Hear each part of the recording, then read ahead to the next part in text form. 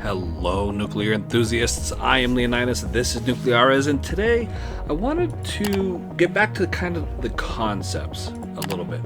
We were chatting in the Discord. Our conversation was going on, and it kind of struck me a different way to explain how do I meet demand. I've been in a lot of my other videos. I've talked about how all the different pieces play together, right? And as you understand the concepts, you can get what you want out of it.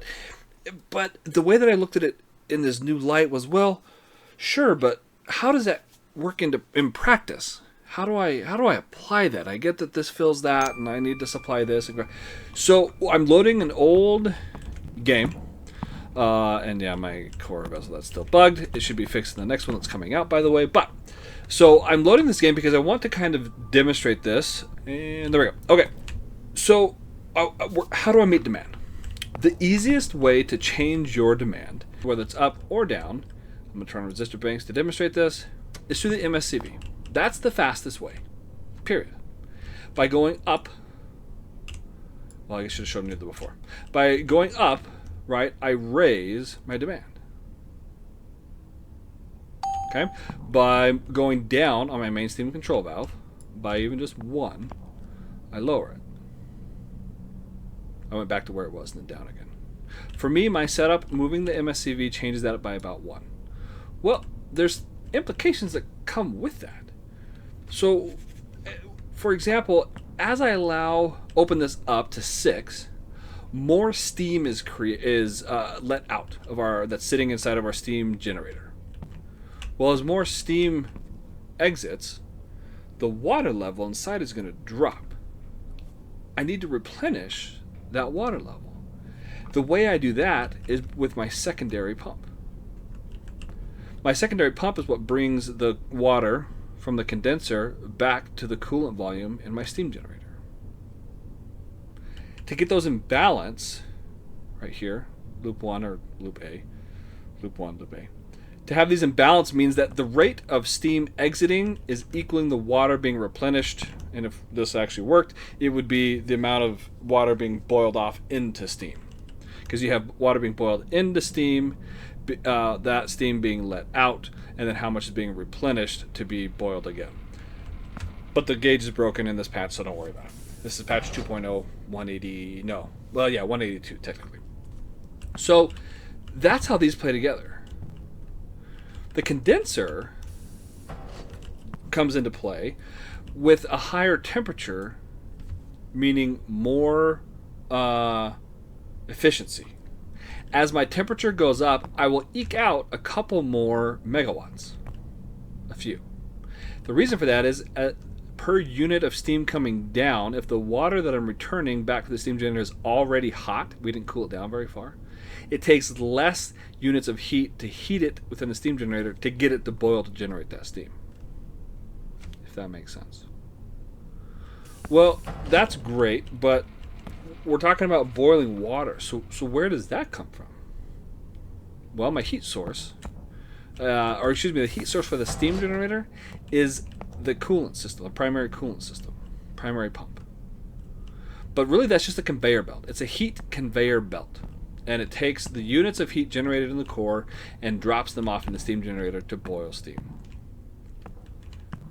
Well, the number of units being placed on the conveyor belt is controlled by the temperature of the core. The higher the temperature, the more units that are placed onto the conveyor belt. So if you think about the conveyor belt, that we're setting this speed right here, this is the conveyor belt, and this is the number of units or widgets or whatever you call it, the heat, imagine heat like little, I don't know, pebbles or bolts or whatever you want to call them, little boxes, tiny boxes. We're dropping more of them on here. And as this spins, we're dropping more of those little units of heat per, second into our steam generator. Well, if I don't need as much heat going down, there's two things that I can do. One is I can slow down the conveyor belt. So there's less units of heat being dropped off into my steam generator. Alternatively, I keep the speed of the conveyor belt the same, and I up how many units are being created. I do that with the temperature. And that's the same for up or down. So there's kind of two ways to do it. But as I increase my primary flow, at some point it's going to have an effect, and I'm okay destroying this, so let's just crank this up to, right now we are sitting at 302, about 303-ish. It's holding steady-ish. Let's get a good reading. Okay, we'll call it 330, I don't know. Let's just call it 303. So I'm going to up this to 25, and I'm going to go triple speed. You'll notice the temperature doesn't really change all that much. It's still kind of averaging right around that 300 mark, right? Staying about where it was. Okay, let's take it to 50. And yes, I'm killing all my other whatever, and that's fine. So we up it to 50. And we should be thinking, well, shouldn't my core be cooling off? Shouldn't this temperature just be dropping dramatically?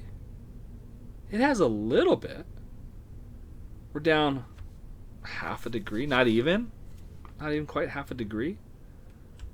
And that's a 50. Well, let's go all the way. Let's crank it to 100.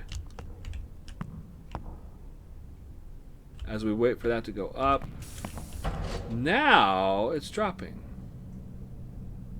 Okay, so in order to compensate for that, oh, well, I guess I got to pull more rods. Let's do, I don't know, 44. I have no idea what that's going to do.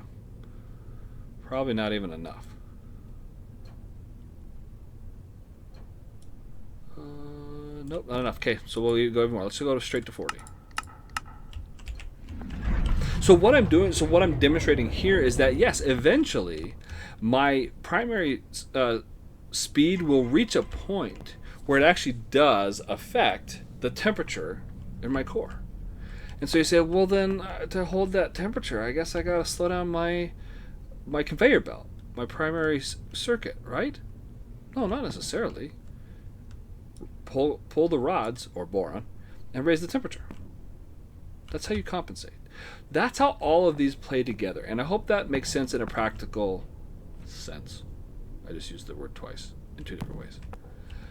So to review very quickly, MSCV is the primary way of controlling your power output.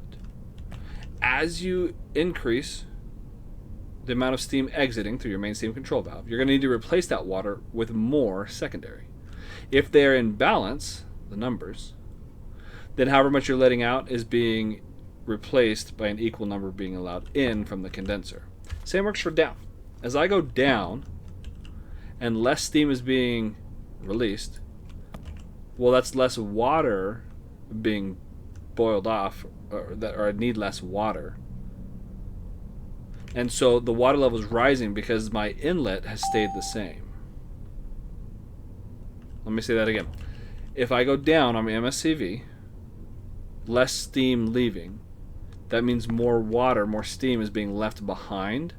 I don't need as much being replenished from the condenser, so I need to lower my secondary pump to keep these numbers in balance.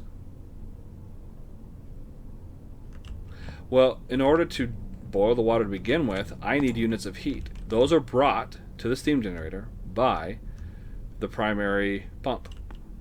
How many units of heat brought by the primary pump are controlled by either the pump speed and or the core temperature.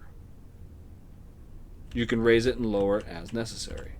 And if I slow this way back down, this is probably going to go skyrocketing.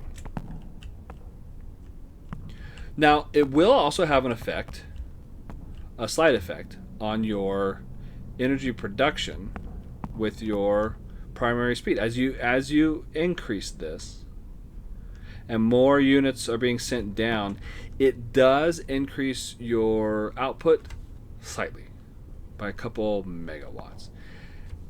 That kind of has to do more with flow dynamics that I don't want to get into, and you can think of it as this is an aperture, like your mouth, how wide your mouth is, and how when you blow, the how much space the air has to exit through your mouth, through your lips, to wherever it's going, in this case to our turbines.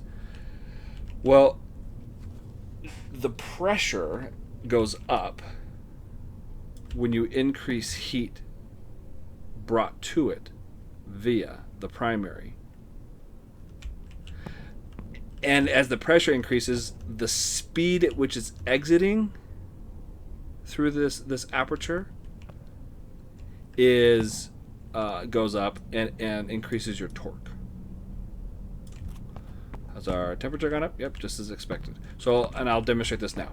So let's look at our torque, 655-ish, right around there. Okay, we'll go triple speed just to make it fast. Excuse me. We will crank that back up to 100. Danger alarm. What? Now what? My fuel temp says it's high. That's okay. It's from messing with the... It's okay. Try it again. Ready, go. Go triple speed. You're going to notice that as this increases, what was it before? 6.55? 7.2. And the only thing that changed was my primary pump speed. And again, that's because, and my pressure went way up. You can rewind it to look where these needles were. It went way up. Okay? It doesn't like low MSCV settings with a high pressure. Looks like I'm gonna kill that one. Oh yeah, this is in the bug. But anyway, that's for another day. So Warning.